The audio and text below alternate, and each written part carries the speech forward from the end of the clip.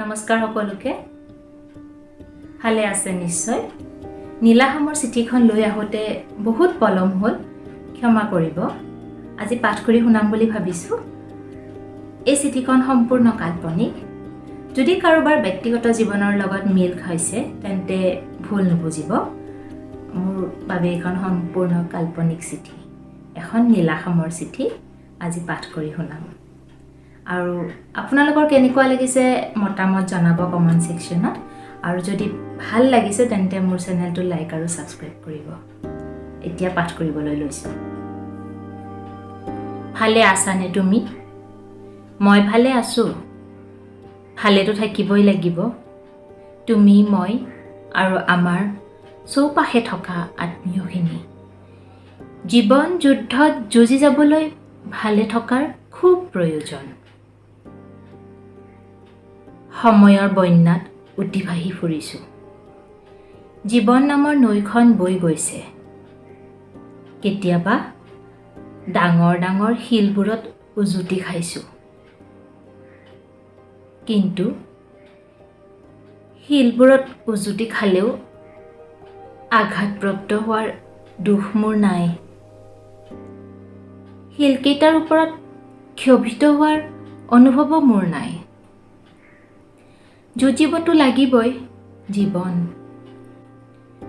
স্মৃতিবোৰ সযতনে ৰাখিছো গোটেই জীৱনটোত এতিয়ালৈ হাজাৰ স্মৃতি কঢ়িয়াই এবুকু মোনা কৰি লৈ ফুৰিছো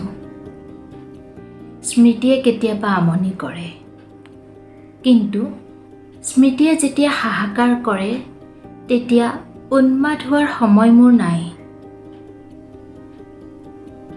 অতীতৰ পিছে পিছে দৌৰি ফুৰাৰ সময় মোৰ নাই এতিয়া যে সময় বাস্তৱক প্ৰশ্ৰয় দিয়াৰ মুখত এমুকুৰা হাঁহি লৈ দৌৰি ফুৰাৰ সময় এতিয়া অগ্নিক সাক্ষী কৰি যাৰ লগত 7 জনম একেলগে থাকিম বুলি প্ৰতিজ্ঞাবদ্ধ হৈছিলো তেওঁৰ কথা ভবাৰ সময় এতিয়া তেওঁ আঁকি দিয়া মোৰ কপালৰ ৰঙাবেলিটোক সাক্ষী কৰি জীৱনটোক আৰু মজবুত ৰূপে চোৱাৰ সময় এতিয়া অতীত অতীতেই অতীতৰ স্মৃতি কেউৱে মুচিব নোৱাৰে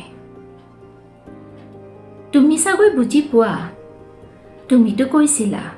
তুমি হেনো গুৱাহাটী মহানগৰীৰ আজন্ম প্ৰেমিক এই মহানগৰীখনে কিনো দিয়া নাই তোমাক কিনো দিয়া নাই আমাক হাজাৰ স্মৃতি বুকুত কঢ়িয়াই লৈ ফুৰিছো ভালে থাকা তুমি কেতিয়াবা আকৌ লগ পাম আকৌ নতুন নতুন স্মৃতি কঢ়িয়াই মোনাখন ভৰাই তুলিম